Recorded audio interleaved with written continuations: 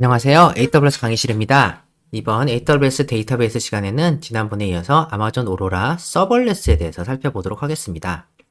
아마존 오로라 서벌레스는 아마존 오로라의 온디맨드, 온스케일링 구성입니다. 애플리케이션 요구사항을 기반으로 자동으로 시작 및 종료하고 용량을 확장 또는 축소합니다. 오로라 서벌레스를 사용하면 데이터베이스 용량을 관리하지 않고도 클라우드에서 데이터베이스를 실행할 수 있습니다. 라고 AWS 소개하고 있고요.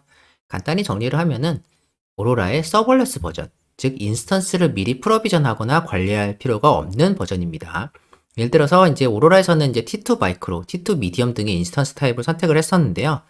오로라 서벌레스에서는 이렇게 인스턴스가 자체가 존재하지 않기 때문에 내부적으로만 존재하고 저희는 볼 수가 없기 때문에 그냥 타입 선택이 불필요해요. 말씀드리고 싶은 점은 사실 오로라 서벌레스는 V1이 있고 V2가 있는데 V2는 아직 프리뷰 상태예요. 그래서 지금 오늘 강의는 V1 기준으로 알려드리도록 하겠습니다. 네, 오로라 서벌레스의 특징인데요. 우선 온디맨드예요. 말 그대로 사용한 만큼 리소스를 1초 단위로 과금하게 됩니다. 그래서 사용하지 않으면 돈을 안 내는 거겠죠. 그리고 싱글 에이지예요. 즉 하나의 에이지에서만 동작을 하는데요. 단 멀티 에이지 페일러블을 지원하기 때문에 하나의 에이지에서 장애가 발생한다거나 했을 때 다른 에이지로 바로 복구를 해줍니다. 단 기존의 프로비전드, 즉 서벌레스가 아닌 오로라보다는 좀 느려요. 용량은 10기가에서 128TB로 자동으로 스케일링 하고요. 오로라랑 비슷하게. 한 가지 유의하셔야 될 점은 DB 클러스터 파라미터 그룹만 지원을 합니다. 무슨 말이냐면은 이 RDS에서는 DB 클러스터 파라미터 그룹이 있고 DB 인스턴스 파라미터 그룹이 있는데 DB 클러스터 파라미터 그룹은 클러스터 전체에 적용이 되고 DB 인스턴스 파라미터 그룹은 개별 인스턴스에만 적용이 됩니다. 이렇게 두 가지 파라미터 그룹으로 이제 여러 가지 파라미터를 설정을 할 수 있는데 이 중에 오로라 서벌레스는 DB 클러스터 파라미터 그룹만 지원을 하게 됩니다. 그리고 말씀드렸다시피 컴퓨팅 용량을 저희가 선택하지 않기 때문에 맘대로 변해요. 이거를 이 단위를 ACU라고 하는데 오로라 캐패시티 유닛의 약자입니다.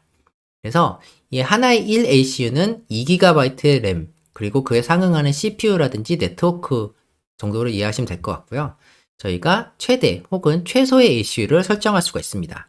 그래서 저희가 정해놓은 변동폭 안에서 자유롭게 부하에 따라서 뭐 계속 변해요. 부하가 많다, 처리할 게 많다라고 하면 높은 ACU 유지하고 또 예를 들어서 뭐 한산하다, 또 처리할 게 많지 않다라고 하면은 점점점 ACU가 내려가서 비용을 최적화할 수 있겠죠. 어떤 식으로 동작하냐면은 AWS에서 원풀, 즉 인스턴스들을 미리 이제 준비를 해놓고 부하가 많을 때 저희 클러스터에 우리가 사용하는 클러스터에 밀어 넣어주고 또 부하가 적을 때 회수하는 형식으로 동작하게 됩니다. 자세한 건 좀 이따 설명드릴게요. 재밌는 거는 저희가 최소 0 ACU까지 스케일링 다운이 가능해요. 무슨 말이냐면은 아예 컴퓨팅 자원을 할당하지 않을 수도 있습니다. 상황에 따라서. 그래서 유저가 아무것도 안 해. 커넥션이 아무것도 없어. 그럴 때는 아예 0 ACU, 즉 스토리지만 살려놓고 나머지 컴퓨팅 자원은 다 회수할 수가 있어요. 이렇게 되면은 비용이 절약이 되겠죠. 이건 엄청나게 획기적인 건데 오로라 프로비전드, 즉 서벌레스가 아닐 때는 아무리 뭐 사람들이 안 쓴다고 하더라도 최소한의 인스턴스는 유지를 해야 됐고 그에 대한 비용은 냈어야 됐습니다. 기존의 RDS는. 근데 서벌레스는 서벌레스답게 저희가 안 쓸 때는 그 컴퓨팅 파워를 안 내도 돼요. 그게 굉장히 획기적이죠. 단 이제 0ACU에서 1, 이제 0ACU에서 다시 LACU 전환하는데 시간이 좀 소요돼요. AWS 공식 문서에는 뭐 25초 정도로 하는데 저는 체감상 한 40초 정도 되는 것 같아요. 그건 이제 상황에 따라 다르긴 하지만 확실히 크리티컬한 이제 단점이긴 하고요. 이것을 감안하더라도 충분히 좋은 기능이기 때문에 상황에 따라서는 이제 사용하는 것도 고려해 볼 수 있을 것 같습니다. 말씀하신 대로 선택적인 기능이기 때문에 나는 이렇게 뭐 25초, 40초 정도의 이제 새로 이제 올라가는 시간을 원치 않는다라고 한다면은 계속 1ACU 이상으로 유지 가능해요. 원한다면은. 그리고 이 커넥션이 없는 거를 얼마나 찾을 것이냐는 이제 디폴트는 5분이고요. 최대 24시간까지. 그래서 5분 동안 아무도 사용하지 않는다. 그러면은 이제 0 ACU로 만들고 혹은 이제 설정에 따라서 24시간까지 제가 설정할 수가 있습니다. 또 재밌는 기능은 뭐냐면은 7일 동안 아무 이용력이 없으면 자동으로 스냅샷으로 저장이 돼요. 그리고 누군가가 이제 7일이 지나서 이용하기 시작했다. 그러면은 다시 스냅샷에서 복구를 해서 클러스터로 복구가 된 다음에 그 커넥션을 처리를 합니다. 물론 올라가는 시간 좀 걸리겠죠. 자, 그래서 오로라 서블레스가 어떤 방식으로 동작하는지 이제 아키텍처를 좀 자세히 살펴볼게요. 제일 중요한 거는 일단은 VPC, 우리 VPC고요. VPC 엔드포인트 형식으로 존재를 합니다. 그래서 나중에 또 말씀드리겠지만 외부에서 직접 액세스할 수가 없어요. 그래서 VPC를 통해서 뭐 베스천 호스트라든지 이런 식으로 액세스를 해야 됩니다. 다시 말씀드리지만 외부에서 직접 액세스할 수 없고 퍼블릭 IP도 없다. 그래서 VPC 엔드포인트로 이제 동작을 하고 여러분한테 보이진 않겠지만 네트워크 로드 밸런서로 묶여 있고 이제 이쪽에서 VPC 엔드포인트를 받겠죠. 주요 구성은 이제 리퀘스터 라우터가 있고 인스턴스 레이어 그리고 스토리지 레이어로 구성이 되어 있습니다. 먼저 이제 이 리퀘스트 라우터의 역할은 뭐냐면은 이 커넥션을 계속 유지시켜 주는 거예요. 왜냐면은 제가 설명드리겠지만 인스턴스 레이어에서 구성이 계속 바뀌기 때문에 이 구성이 바뀔 때마다 커넥션이 끊어지면 아예 동작을 할 수가 없겠죠. 지속적인 연결을. 그래서 얘는 계속 연결을 받아주고 이 인스턴스 레이어가 바뀌는에도 불구하고 계속 커넥션을 유지해주면서 계속 라우트를 해주는 역할을 맡게 됩니다. 자, 그리고 인스턴스 레이어는 말 그대로 이 리퀘스트 라우터에서 받은 여러 가지 요청들을 처리를 해서 이 스토리지 레이어와 연동을 해서 연산할 작업을 하는 인스턴스들이 모여있는 레이어고요. 특징이라고 한다면은 이 인스턴스들은 스테이트레스, 즉 스테이트가 없어요. 왜냐면 이 인스턴스는 여기 갔다 저기 갔다 어디든지 갈 수 있는 인스턴스이기 때문에 저장하고 있는 게 없습니다. 그냥 연산만 하는 애들이에요. 저장은 누가 하느냐? 말씀드린 대로 스토리지 레이어. 여기서 저장을 모두 담당하게 됩니다. 그럼 얘는 여기 들어갔다가 또 나중에 또 다른 곳으로 갈 수도 있고 다른 곳에서 이제 다른 계정에서 오로라 쓸 수 있겠죠. 여기저기 왔다 갔다 하는 애들이기 때문에 전혀 저장하는 부분이 없다. 라는 걸 염두에 두시면 좋겠습니다. 그래서 어떤 식으로 이제 워크플로우가 구성이 되느냐면은 이렇게 요청이 들어왔을 때 이제 웜 인스턴스 풀에서 요청이 들어왔네? 이제 하나를 할당해줘요. 네. 아무것도 없다고 가정했을 때부터 시작을 하는 거예요. 그래서 하나를 할당해주고 이 리퀘스트 라우터를 통해서 이 인스턴스가 요청을 받고 이걸 통해서 이제 오로라 스토리지를 접속을 해서 이제 쿼리라든지 트랜잭션 이런 것들을 처리를 합니다. 요청이 많아지게 되면은 이 웜 인스턴스 풀에서 더 많은 이제 인스턴스들을 끌어오는 거예요. ACU 최대치에 따라서 이제 제한이 있겠지만 일반적으로 이렇게 많이 끌어오고 또 이제 많은 인스턴스들이 있어서 이제 여러 가지 요청들을 많이 처리를 하고 여기서는 이제 인스턴스 사이즈가 똑같은 것만 상정을 했지만 실제로는 큰 거, 작은 거 이런 식으로 나눠져 있기 때문에 이 인스턴스 사이즈들이 수시로 변해요. 이 수시로 변함에도 불구하고 커넥션을 계속 유지할 수 있는 거는 이 리퀘스터 라우터의 역할이겠죠. 그래서 만약에 이제 여러 가지 요청들이 점점점 줄어들어서 이제 많이 필요가 없다라고 하면 그런 것들을 판단을 해서 오로라 서블레스에서 인스턴스를 이제 회수를 합니다. 더 적은 인스턴스로 교체를 해주거나 이제 인스턴스 개수를 회수를 하거나 이런 식으로 레이어에 조절을 해서 적정한 ACU로 유지를 하고요. 비용을 최적화하는 거죠. 또 필요에 따라서 이제 상황에 따라서 저희가 0 ACU가 가능하다고 만들었으면은 아무런 요청이 없다 라고 했을 때는 이 마지막 남은 인스턴스도 회수를 해서 0 ACU 상태, 즉 컴퓨팅 파워가 하나도 없는 상태로 유지를 합니다. 이때 이제 이렇게 인스턴스 변화를 아무 때나 할 수는 없으니까 이렇게 커넥션이 없을 때, 커넥션이 아무것도 없을 때 처리를 해야지 이제 커넥션이 있을 때 처리하면 안 되겠죠. 이거 자체는 커넥션 유지가 돼야 되니까 요거는. 근데 커넥션이 없을 때를 계속 찾아요. 오로라 서블레스에서. 그거를 스케일링 포인트라고 하는데 이 스케일링 포인트를 잘 찾아가지고 이 웜 인스턴스 풀에서 교체를 하거나 합니다. 근데 이거를 잘 못 찾으면은 이제 설정에 따라서 다른 행동을 보이기도 해요. 그건 좀 이따 말씀드릴게요. 자, 그래서 이런 식으로 아키텍처가 구성된 것을 잘 알고 계시면 좋겠습니다. 그러면 오로라 서블레스의 보안과 복구에 대해서 간단하게 살펴보면요. 일단 멀티 에이지 페일오버, 즉 장애 발생 시 자동으로 다른 에이지에 복구해주는 기능이 있습니다. 그리고 기본적으로 암호화가 되어 있는데 비활성이 불가능해요. 내가 끄고 싶어도 못 꺼요. 그러니까 아까 말씀드렸다시피 이제 패치 업데이트 할 때도 스케일링 포인트를 찾아서 업데이트 하는데 스케일링 포인트는 말 그대로 쿼리가 없는 상태. 네, 아까 말씀드린 대로 이제 인스턴스 교체할 수 있는 상태고요. 이제 하루 이상 찾지를 못하면 이 포인트를 찾지 못하면 클러스터 이벤트로 알려줘요. 야, 너 너무 진짜 바빠가지고 하루 종일 찾아도 못 찾겠더라. 그 이벤트를 알려주고요. 그래서 이후 이제 타이어와 액션에 따라서 설정에 따라서 강제로 이제 롤백을 시키거나 강제 업데이트를 시켜요. 이런 것들에 알고 계시면 좋겠습니다. 그리고 오로라 서블레스를 사용한다면 꼭 알아야 될 오로라 서블레스 제약사항인데요. 여러 가지 제약사항이 있어요. 강력한 기능인 만큼 여러 가지 제약사항이 있습니다. 첫 번째로는 제일 중요한 것 중 하나는 VPC 밖에서 액세스가 불가능해요. 그래서 저희가 일반적으로 이제 RDS처럼 퍼블릭 IP를 지정해서 로그인할 수가 없습니다. 꼭 VPC 안에서 로그인해야 되고, 그 말은 퍼블릭 IP 할당도 불가능하고 데이터 API 좀 이따 말씀드릴게요. 혹은 베스찬 호스트 등으로 방법으로 접근해야 됩니다. 다시 말씀드리지만 외부에서 로그인이 불가능해요.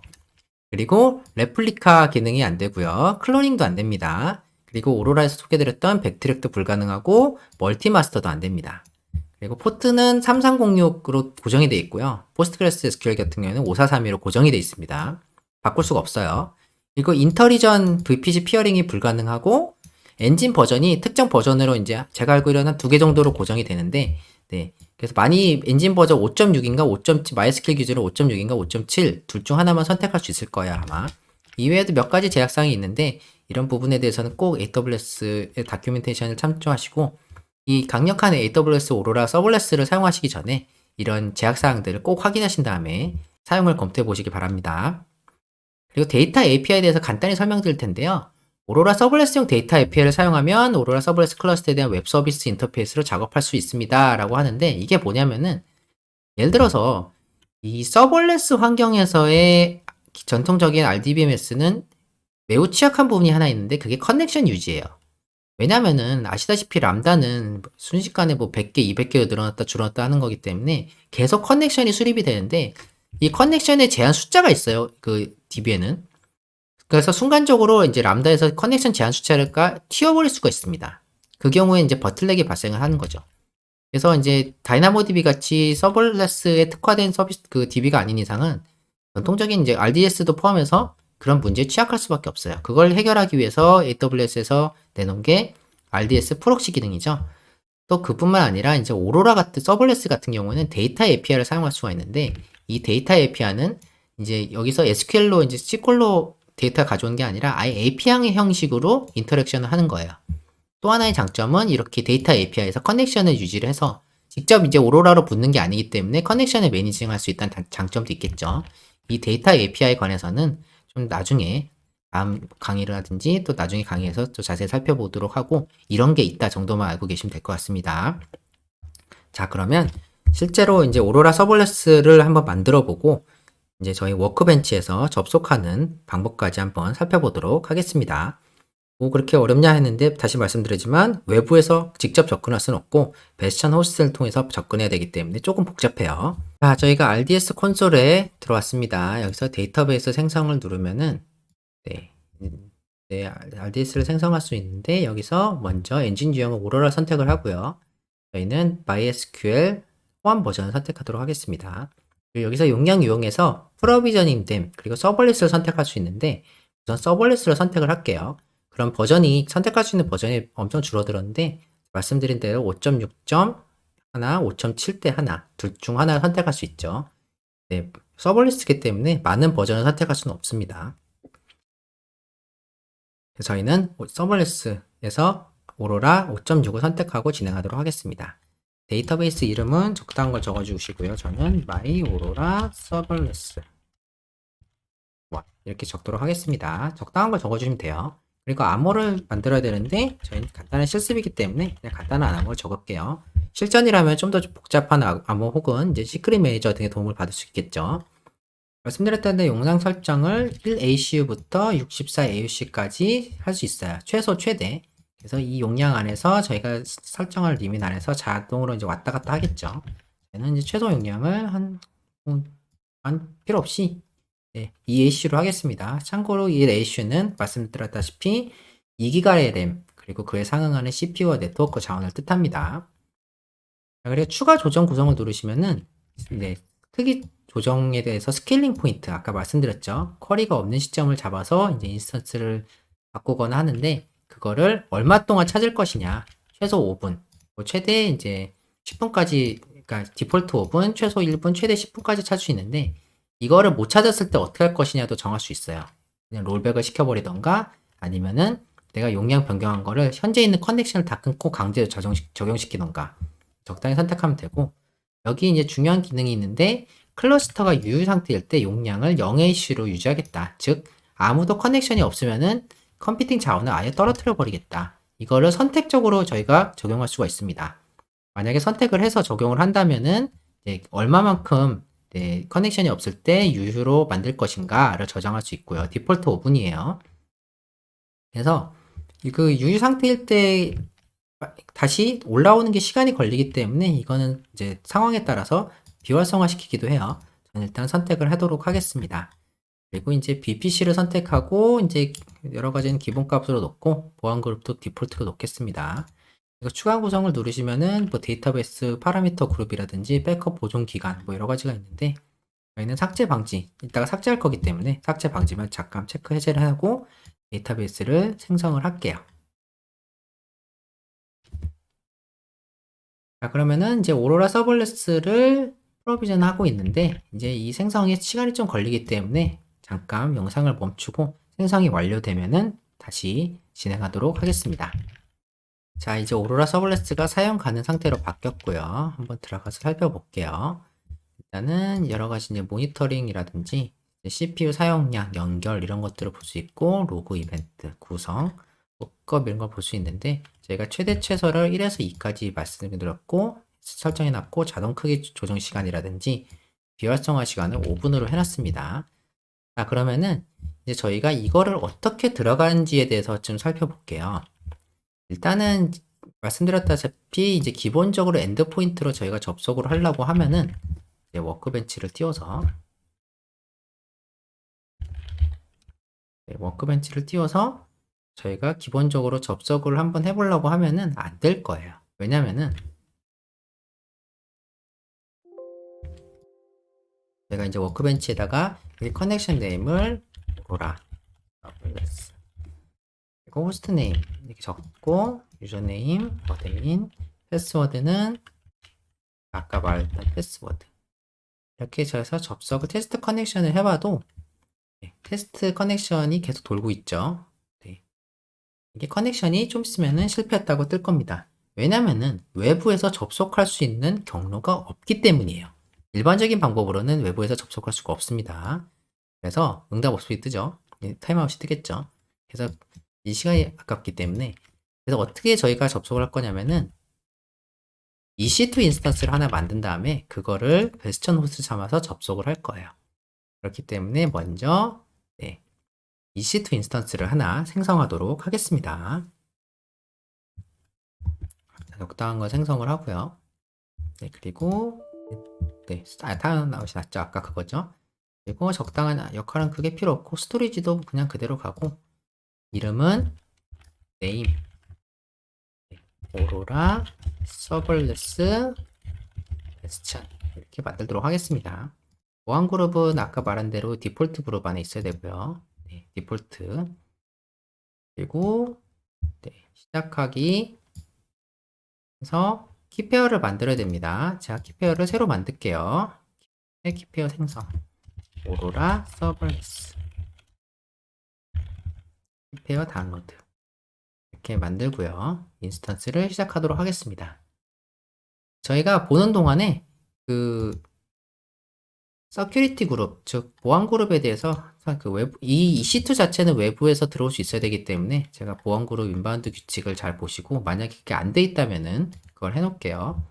예를 들어서 여기 이렇게 돼 있네요. 모든 트래픽에 대해서 이 SG 그룹에서만 될 수 있기 때문에 여기서 0000으로 만들어 놓으시면 될 것 같습니다.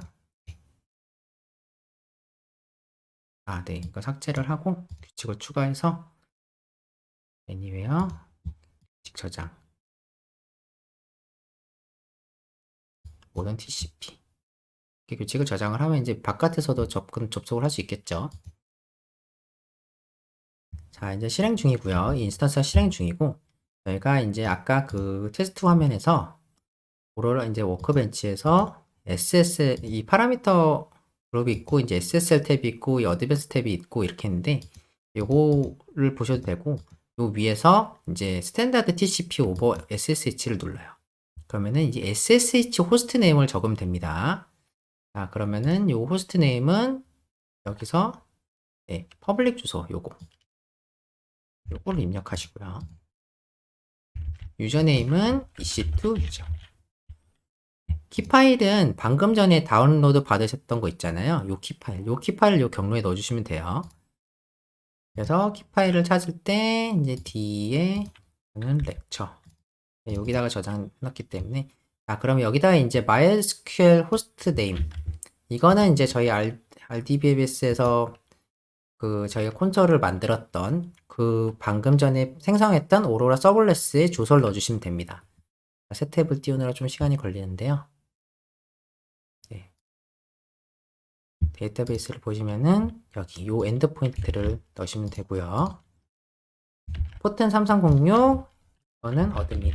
패스워드는 다시 한번 아까 저희 정했던 거 그대로 이렇게 하신 다음에 이렇게 네 석세스풀 커넥션을 이렇게 떠요. 그러면은 이제 접속을 하면 되겠죠.